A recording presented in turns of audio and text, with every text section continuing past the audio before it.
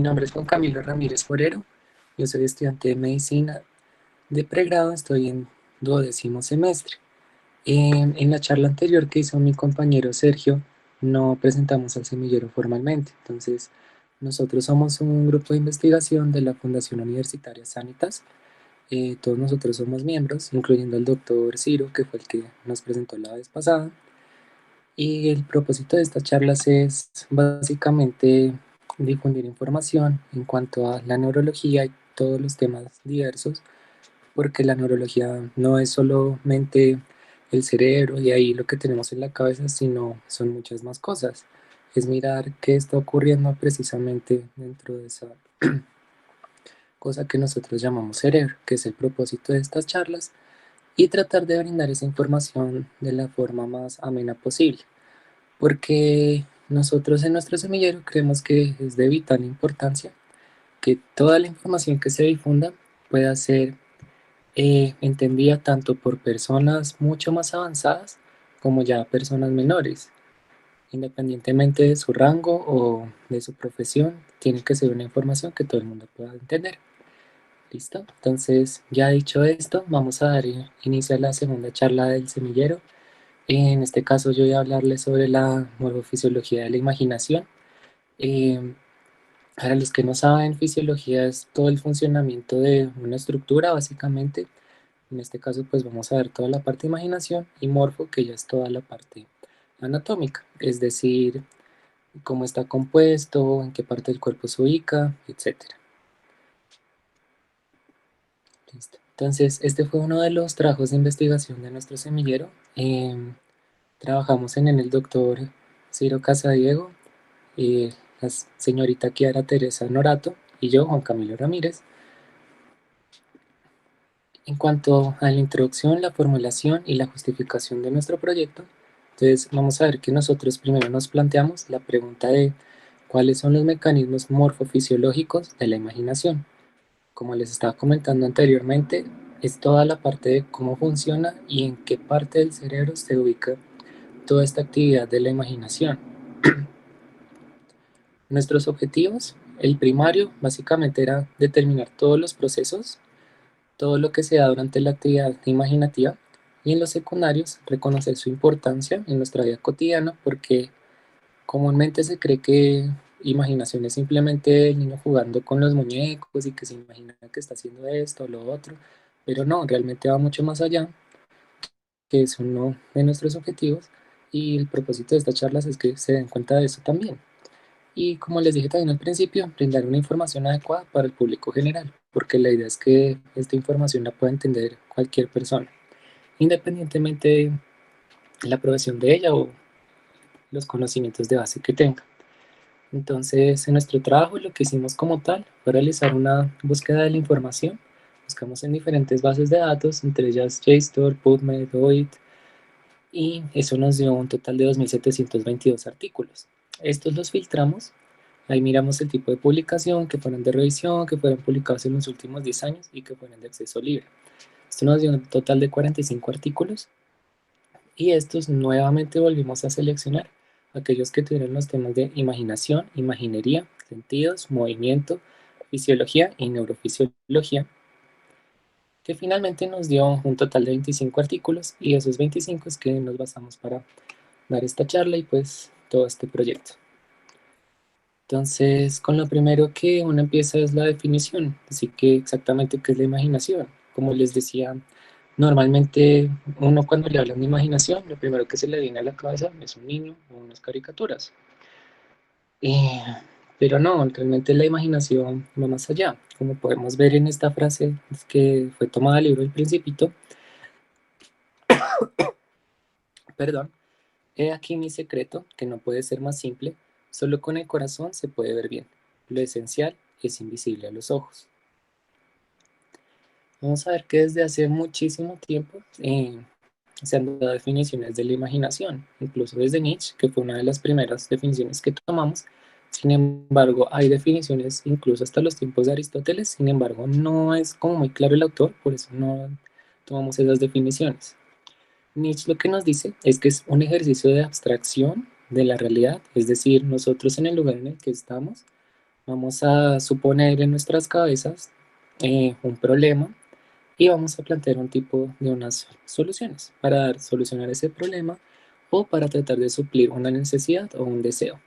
Las soluciones no necesariamente tienen que ser realistas, eso es lo que nos dice Nietzsche. Pueden ser completamente irracionales. Más adelante vemos a uno de los principales investigadores en cuanto al campo de investigación de la imaginación, que fue el señor Vygotsky. Él fue un psicólogo ruso y él lo que nos dice es que es un proceso de separar el aquí y el ahora de lo experimentado. Y esto nos permite considerar opciones, alternativas, revivir el pasado o dar origen a posibles futuros. Vamos a ver que tiene unas bases en cuanto a la definición de Nietzsche, pero ya la va completando un poco más. Él ya nos empieza a definir lo que es la actividad como tal de la imaginación. Y por último está la definición que nosotros decidimos tomar, que fue dada por el doctor Agnati. Él ya es un neurocientífico italiano, y lo que nos dice es la capacidad de los circuitos neuronales de combinar imágenes en formas nuevas con un origen perceptivo con el fin de producir especulaciones e imágenes. Lo más importante del señor Agnati es que él fue la primera persona en ya darle a la definición de imaginación un lugar específico como tal, porque si regresamos a las definiciones anteriores, el señor Vygotsky y el señor Nietzsche en ningún momento nos hablaron del cerebro, simplemente dicen que es un ejercicio. A diferencia del señor Agnati, que él ya nos dice que son unos circuitos neuronales, es decir, ya está hablando de que en la neurona, que recordemos que es una de las células, de hecho es la principal célula del cerebro, se va a dar toda esta actividad.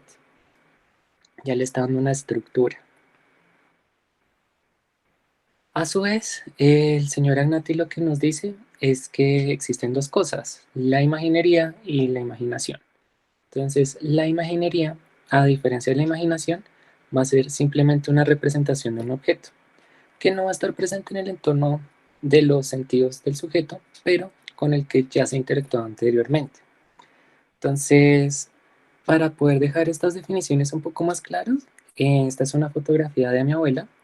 La idea es que si ustedes me lo permiten, vamos a realizar un ejercicio. Pueden guiarse con esta fotografía o pensar en cualquier otra cosa, no hay problema. La idea es que cierren sus ojos y piensen en una foto. Puede ser la que les acabo de mostrar de mi abuela o puede ser cualquier otra foto. Esta imagen que se forma en su cabeza de solo la persona, los rasgos y lo que hay en la foto, eso es imaginería.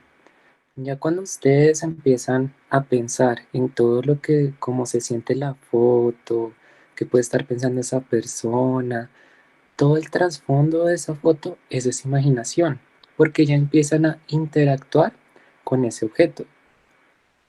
¿Listo?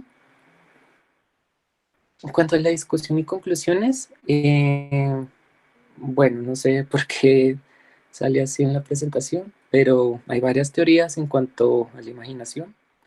Principalmente son tres. Una es la teoría cuasi pictórica. Esta lo que nos dice es que se crean imágenes parciales. Estas se van a basar en lo que nosotros percibimos en nuestro entorno por medio de los sentidos, es decir, visión, audición, olfato, tacto y gusto.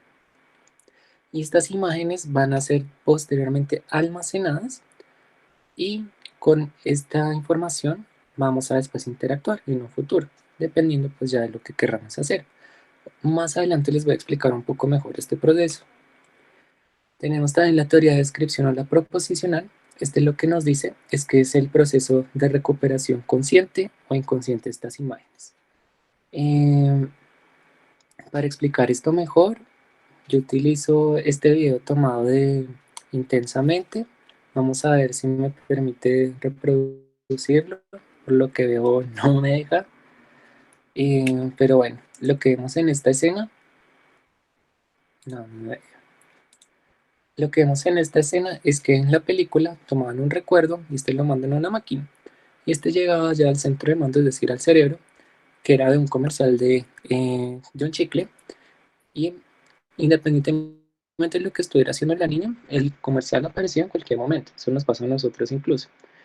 Todavía no se sabe muy bien por qué sea este proceso, pero de aquí lo importante es que En esta teoría lo que plantean es que ya la imaginación es algo inconsciente, nosotros realmente no lo consideramos, y esto también se los voy a explicar un poco mejor más adelante porque es de vital importancia.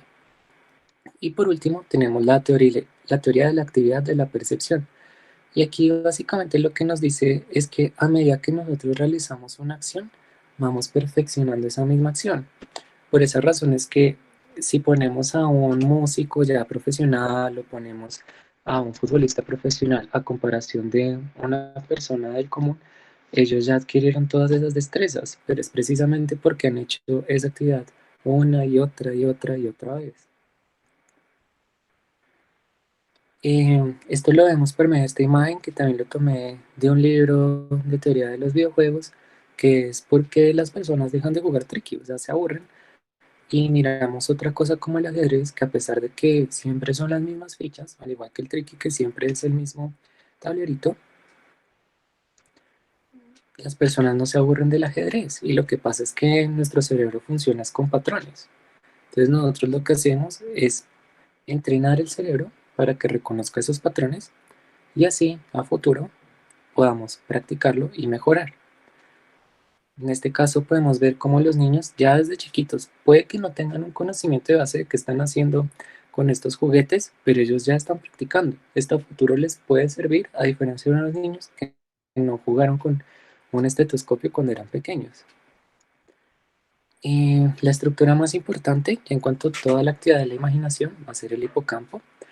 Como les estaba comentando anteriormente en las definiciones, hay una parte del cerebro donde se guarda esa información y esa va a ser el hipocampo. Entonces, para los que no conocían el hipocampo, esta es una fotografía de él.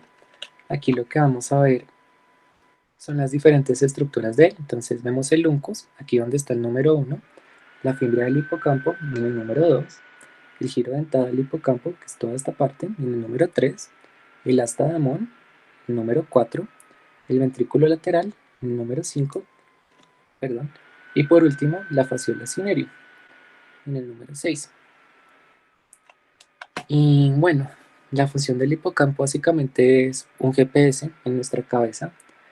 Él lo que va a hacer es que todos los lugares en los que hemos estado anteriormente quedan almacenados. Hagan de cuenta como un dibujo de arquitectos, cuando ellos hacen todos los planos, queda así muy rudimentario. Puede que no nos acordemos de cada ladrillo y cada detalle del edificio en el que entramos o en el que estuvimos, pero nuestro cerebro ya va a tener presente que existe un edificio en ese lugar. Por eso es que muchas veces cuando una persona va a un parqueadero que no ha estado nunca jamás antes en toda su vida, se siente perdida porque no ha estado en ese lugar, así de sencillo. Entonces, mientras sea todo este proceso de actualizar ese GPS mental, es cuando ya la persona deja de sentir esa sensación. Aquí ya podemos ver un poco más a fondo la actividad imaginaria. Entonces, esto ya son imágenes de los cerebros, se toman por medio de resonancias magnéticas y aquí lo que se ve es que todas estas zonas que ven con color, hay actividad. ¿De qué? No se sabe, hasta ya no hemos avanzado tanto en la ciencia, al menos ya hoy en día se puede visualizar esto, antiguamente no se podía, pero lo que se ve es que donde hay mayores zonas, hagan de cuenta que esto es como una visión de calor, donde ahí están las zonas que se así con mayor concentración, hay mayor actividad, a diferencia de zonas en las que no se ilumina tanto, que hay muy poca actividad neuronal. Aquí lo que vemos es que, como ustedes se dan cuenta, en todas las partes del hipocampo, entonces vemos el hipocampo en la parte lateral, frontal y retroesplenial, que hay una actividad. Aquí lo que se hizo es que ponían a estas personas dentro de los resonadores, que son como unos tubos gigantes, y lo que se hace es que se toman fotografías del cerebro o de cualquier otra parte del cuerpo, y les decían, bueno, imagínese alguna cosa que haya ocurrido en su pasado. Entonces lo que vamos a ver, perdón, aquí a mano izquierda. Y ahora imagínese algo que pueda pasar en el futuro, que es lo que vemos en la parte derecha. Entonces hay una mayor actividad, como nos damos cuenta, dependiendo de lo que se esté haciendo. Si piensan en el pasado, se va a activar más la parte superior. Pero si ya están pensando a futuro, se activa más la parte frontal, inferior, el prepunio. Pero aquí lo importante es que casi toda la actividad, como se dan cuenta, es en el hipocampo. Casi no en otras zonas, un poquito, pero la mayoría es en el hipocampo. Y a su vez, aquí mismo dentro del hipocampo hay otra zona un poco más pequeña que se llama AMHIP, y aquí es donde se da toda la parte de la memoria. Aquí lo mismo, se les pidió a estas mismas personas que pensaran en el pasado, en la percepción, y se veía la actividad en estas áreas. Aquí ya podemos ver un poco más detallada la activación de lo que les decía, este es el hipocampo. Entonces, cuando se imaginan percibiendo, es decir, con los sentidos, cuando ya imaginan algo que no está en su entorno, sino esa sensación,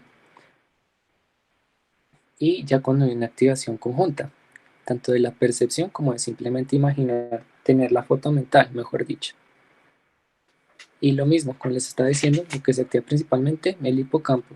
Todo esto verdecito es el hipocampo y ya lo rojito, azul y esto verde más clarito es la zona en la que se ve la actividad. Esto aquí nos lleva, que como les dije al principio, la parte más chiquita, que a pesar de que no se sabe exactamente qué está ocurriendo, hay unas cosas que se llaman clústeres. Entonces, así como las neuronas son la parte más pequeñita del cerebro, los computadores la parte más chiquitica son los chips, y estos tienen la misma función, se encargan de llevar la información. Entonces, ¿qué pasa?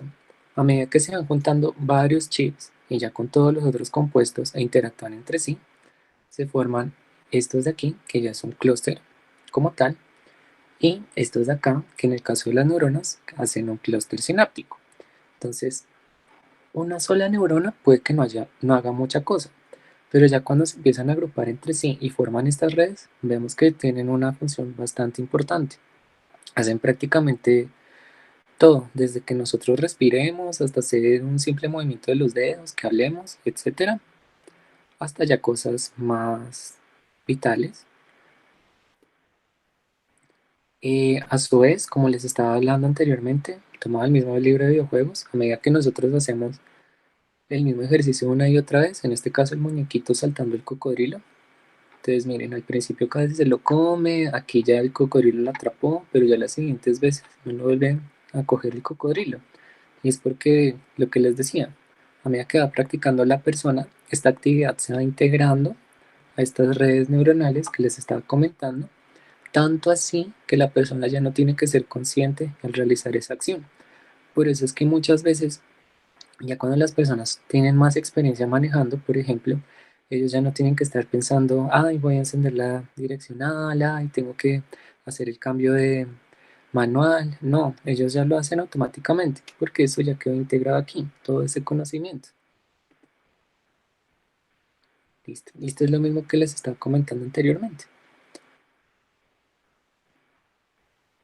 Ya en cuanto a la parte de la función, de cómo se da ese proceso de la imaginación, esto lo tomé también de la parte de teoría de videojuegos, entonces lo que vemos es que en cuanto a los videojuegos hay un círculo mágico. Este círculo mágico lo que quiere decir es que cuando estamos jugando estamos en otro mundo, en otro espacio, aplican otras reglas. Entonces, por ejemplo, en un juego de la botella que se gira y que si dos personas están eh, en los opuestos de la botella, se dan un beso, listo, eso se queda ahí, porque era un juego. A diferencia de que ya se hubieran dado un beso en el mundo real. Lo mismo ocurre en la imaginación. Lo que vamos a ver es que cuando nosotros estamos imaginando algo, nosotros no lo estamos haciendo bajo las reglas del mundo real. Y empiezan a aplicar otro tipo de reglas independientemente de lo que estemos pensando. Esto lo vemos con un estudio que se hizo con unos niños. Entonces aquí básicamente lo que les decían era que les daban una granjita, estaban jugando ahí los niños con los caballitos y le decían, bueno, ¿usted qué entiende cuando le digo que un caballo va tan rápido como un cohete? Y se pusieron a mirar las respuestas de varios niños. Entonces aquí podemos ver otra vez en acción lo que les está diciendo de imaginación e imaginería. Entonces, un niño que ya vio la película de Hércules, él seguramente respondió esto por eso. Él decía, ah, un cohete vuela, el caballo también vuela, entonces él me debe estar hablando de un caballo con alas. Esto sería imaginería, claro, porque el niño pues ya estuvo en contacto con eso. Y un niño que no ha visto la película se imagina que un caballo que va tan rápido como un cohete, pues es un caballo y que tiene aquí en la parte de atrás un cohete. Y eso es lo que él dibujó ahí. También podemos ver que la imaginación está involucrada en lo del movimiento, como les estaba comentando antes, principalmente en esta zona del cerebro, que es toda el área premotora, y más que nada en esta partecita que vemos aquí de verde, que es el área premotoria suplementaria. Entonces, esta es la parte que más se activa cuando pensamos en movernos. Y bueno, aquí tengo un video, pero como les dije, no me deja reproducirlo. Déjenme. No, no me dejó. Bueno, en este video lo que pasaba era que Michael Jordan con los ojos cerrados hacía cestas. Y eso vuelve a lo que les estaba diciendo con el ejemplo de conducir. Michael Jordan en su vida ha hecho miles de cestas. Él ya sabe los movimientos, con cuánta fuerza tiene que tirar la pelota, a qué distancia, a qué velocidad. Por eso es que él puede hacer esto. En cambio, si, por ejemplo, yo me pusiera a hacer la misma cesta, obviamente no voy a encestar. Pero es por esa misma razón. A medida que se va realizando algo, esto se integra. Y por eso es que también cuando nosotros simplemente hablamos o movemos a cualquier parte de nuestro cuerpo, no estamos pensando, tengo que mover mis dedos así o más lento, más rápido. No, eso se hace de una vez porque ya está integrado. Esto también lo vemos en la parte de los sentidos. Entonces, aquí lo que se vio en este estudio era que dibujaban una cocina y lo que decían es que, volviendo al tema del GPS, nuestro cerebro ya con simplemente un vistazo así rápido ya tiene más o menos idea de dónde estamos parados. Entonces, lo que pasa es que cuando nosotros volteamos a mirar a otro lado, puede que no estemos viendo qué está detrás nuestro, pero nosotros tenemos más o menos idea de qué hay ahí. Entonces, este es el caso. Si yo veo esta cocina y después me pongo aquí a cocinar en esta estufa, puede que yo no esté viendo aquí la nevera, pero yo sé que hay una nevera. Diferente a que venga alguien y lo corra, listo, porque ya se está cambiando. Y por esa misma razón es que se tiene que actualizar ese mapa mental. Porque, por ejemplo, digamos que yo vuelvo aquí a esta cocina y, no sé, alguien decidió remodelar la estufa y se la llevó, entonces ya no va a estar esta estufa, ahí vuelvo a entrar a jugar esa sensación de sentirme perdido, porque se está actualizando todo ese mapa mental que les estoy comentando. Entonces, aquí ya ponen el ejemplo más claro con la cabeza. Esta es la cabeza, esto de aquí es la nariz, aquí está el ojito. Entonces, aquí lo que dicen es que aquí en el cerebro, él puede estar viendo con este ojo hasta la E, es decir, hasta acá. Pero aquí en el cerebro tiene toda la idea de que todo este pedacito existe. Puede que no lo esté viendo, pero el cerebro es consciente de que existe. Y también esto se ha estudiado mucho en las personas ciegas. Realmente toda la imaginación se estudia en personas con discapacidad. Entonces, esto es como de los que más les voy a hablar. En el caso de los ciegos, lo que se vio es que ellos para actualizar este mapa mental que les comentaba, tienen, bueno, estas son las tres teorías que existen. Una es que adquieren la experiencia de forma convergente, es decir, el conocimiento de su entorno a medida que ellos van interactuando con él, es decir, con el palito que ellos cargan o van tocando así las paredes, etcétera. Ellos llegan a tener la misma percepción del entorno que una persona con visión. Entonces, esta línea así gruesa, bien delimitada, es una persona con visión y esta línea así puntuada es una persona sin visión. La otra teoría que ellos plantean es la acumulativa y es que, listo, el cieguito puede interactuar con su entorno todo lo que quiera, pero su conocimiento jamás va a ser igual que el de una persona con visión. Y la última, que es la persistente, realmente la persistente es la que más se apoya en cuanto a estudios. Lo que dice es que, bueno, puede que la persona ciega no interactúe con su entorno y no esté seguro de lo que lo rodea, pero sí va a tener una percepción bastante cercana a la de una persona con visión, como vemos aquí, pero siempre va a existir esta diferencia, por eso es que aquí siempre hay un espacio. Las teorías que más tienen evidencia son la convergente y la persistente, pero principalmente la persistente. Eh, en este video lo que les quería mostrar era cómo este pintor estadounidense veía por medio del tacto. Entonces, él lo que hace es que ponía a las personas a modelar, les tocaba la cara y el momento de pasarlo a cuadros quedaban prácticamente idénticos. Entonces, realmente esta teoría convergente y persistente no está tan loca. De hecho, hasta viendo esto, podríamos decir que él sirve como evidencia para la teoría convergente. Pero pues lo que les digo, la mayoría de estudios apuntan más hacia la persistente. Aquí también entra a jugar la parte del ventriloquismo. Entonces, aquí lo que pasa es que básicamente nuestro cerebro nos engaña. Puede que la persona no esté moviendo los labios y el muñequito sí, pero lo que realmente está ocurriendo es que el cerebro, digamos que se fía más de la información visual.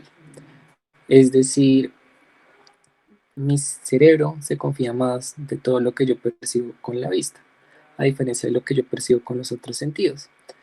Esto se ve en estudios porque lo que hacen es que le ponen a las personas una luz titilante, entonces la lucecita se alumbra dos veces, por ejemplo, y les ponen tres piticos para que los escuchen. Entonces, la mayoría de personas se ven sesgadas por lo que les estaba comentando de que predomina todo lo visual y dicen que solo escucharon dos piticos, pero en realidad sonaron tres, pero es por eso, nuestro cerebro se fía más de todo lo visual y no necesariamente es así. Por eso es que se da todo este fenómeno del ventriloquismo, porque nos vemos un poco engañados al momento de esto, aunque en realidad pues la persona está hablando, aunque pues sí es cierto que ellas no mueven los labios, claro está. Aquí retomando el tema, esta es otra imagen que se hizo. Aquí lo que vemos es toda la parte de la activación del cerebro en comparación de los músicos, ¿verdad? Los músicos van a ser estos de aquí abajo y personas que no son músicos, que son estos de aquí arriba. Entonces lo que se hizo con el estudio era que les ponían una canción y les decían que se imaginaran tocando la canción o simplemente no. Entonces aquí, cuando se imaginan tocándola, como les mostré mucho antes, todo este pedacito es el área premotora. Por eso es que se da mayor activación en esta zona, porque ellos están imaginando el movimiento. Ya si ellos no se imaginan el movimiento, pues vamos a ver que se activan más zonas. Pero aquí lo curioso es que en las personas que no son músicos sí hubo activación, porque ellos creían que no iba a haber activación, y es porque ellos van a tener un poquito de conocimiento, aunque sea de base, puede que nunca hayan tocado un piano en su vida, pero sí saben que en el piano hay que poner las manos, por ejemplo, y que se presiona una tecla. Entonces todo ese conocimiento de base que ya queda integrado es lo que les sirve y por eso se da esta activación en el cerebro. Aquí ya podemos ver un poquito más a profundidad, como les estaba comentando. Entonces aquí a mano izquierda los músicos y aquí a mano derecha las personas que no son músicos. Entonces lo mismo, toda esta activación vamos a ver que es mayor en las personas que son músicos, pero esto también digamos que va cambiando de profesión a profesión. Lo mismo se ha visto en catadores de vino profesionales, por ejemplo, cuando se les pide que huelan un vino, hay mayor activación en el cerebro, a diferencia de personas que no tienen tanta experiencia. También vemos que en la parte imaginaria entra toda la parte del lenguaje. De hecho, Vygotsky, que fue una de las definiciones que les mostré al principio, él hablaba de un discurso propio. Este discurso propio es lo que denominan la voz en nuestra cabeza. Entonces lo que decían era que los niños chiquitos hablan en voz alta cuando realizan una tarea porque ellos todavía no han podido desarrollar eh, esa habilidad de integrar esa voz a nivel interno para no estar hablando en voz alta y pensar al mismo tiempo. Entonces para ellos es necesario hablar en voz alta para pensar en voz alta, por así decirlo, hasta que ya después, más adelante, se empiece a integrar todo eso y ya no es necesario. De hecho, esta es una de las cosas que puede seguir hasta la adultez. Lo que se ha visto es que en la mayoría de personas que siguen hablando en voz alta cuando realizan alguna tarea, es que son tareas que necesitan mucha concentración. Entonces, volviendo a la infancia, los niños necesitaban decirlo en voz alta para poderse concentrar mucho en algo. También esto aplica en todas las personas sordas. Lo que se ha visto en los estudios es que, bueno, hay varios estudios. Uno fue cuando en Europa se intentó que las personas sordas hablaran, no tenían derecho a aprender lenguaje de señas, y lo que se vio es que el deterioro del cerebro fue terrible. En muchos años las personas no podían comunicarse en lo absoluto. Eso fue uno de los hallazgos más revolucionarios, aunque el estudio fue supremamente cruel, claro está, por las secuelas que dejó, pero lo que se vio es que el cerebro tiene una forma de adaptarse para poder comunicarse. Entonces lo que pasa es que puede que las personas sordas o las personas mudas tengan dificultades con el habla, pero el cerebro se adapta. Estas personas no van a tener su voz en la cabeza, que es el discurso propio en español, en inglés o en chino, lo que sea, sino la van a tener en idioma de señas. Ellos van a ver las palabras en su cabeza, por así decirlo, y esas son su forma de escuchar esa voz. Ya en cuanto a las limitaciones de lo que vimos en este estudio, es que todavía no hay eh, nada al respecto en cuanto a lo molecular, es decir, lo más chiquititico, incluso más pequeño que una neurona, no se sabe eso, porque todavía no hay tecnología para medir eso. Sin embargo, como les comenté, se ha avanzado mucho en imágenes, ya al menos podemos ver que se activa esta zona y no la otra, porque antes no se podía ver eso. Y el otro problema grande de la imaginación es que hay muchos artículos que le dan eso un enfoque filosófico, y nosotros, nuestra idea era tratar de enfocarlo a algo más académico, no tan filosófico, sino que tuviera algo más biológico, que dijera, bueno, sí, en el cerebro se está haciendo esto o aquello por esto, listo, eso era como lo que queríamos ver, pero no, definitivamente el enfoque principal es hacia la filosofía. Sin embargo, lo que tenemos de fortalezas en cuanto a este trabajo es que sintetizamos la información para que se pueda leer fácilmente y comprender, porque es que, como les dije, varios artículos son filosóficos y leer eso con imaginación es supremamente enredado.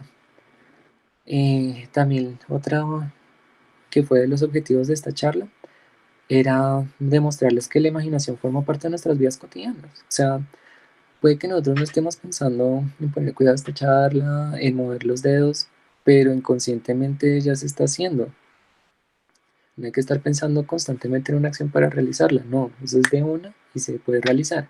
Sucede muy rápidamente, por lo que les dije, eso ya queda integrado, pero esa es la importancia de la imaginación.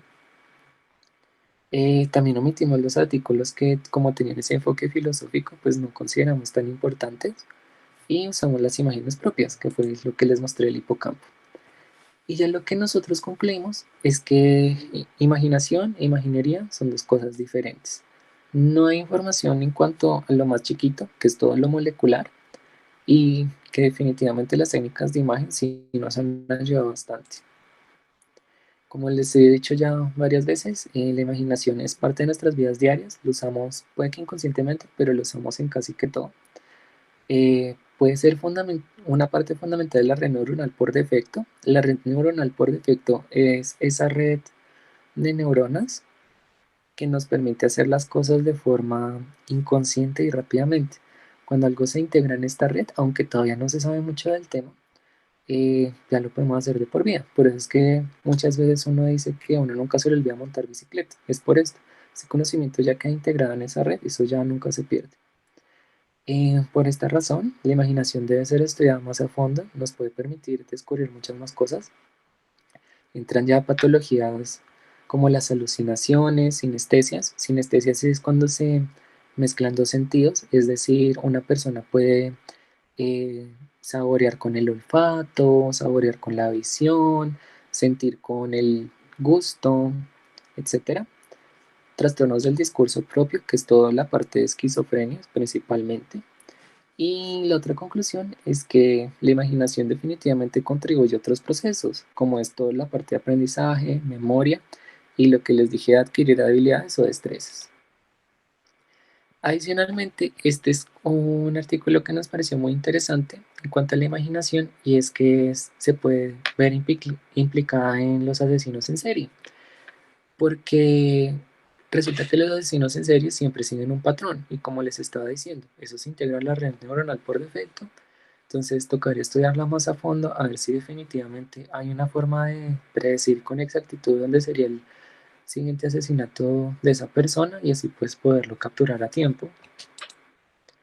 Y ya para finalizar les dejo una frase de Einstein. Él lo que decía era que el verdadero signo de la inteligencia no es el conocimiento, sino la imaginación. Este es mi correo personal.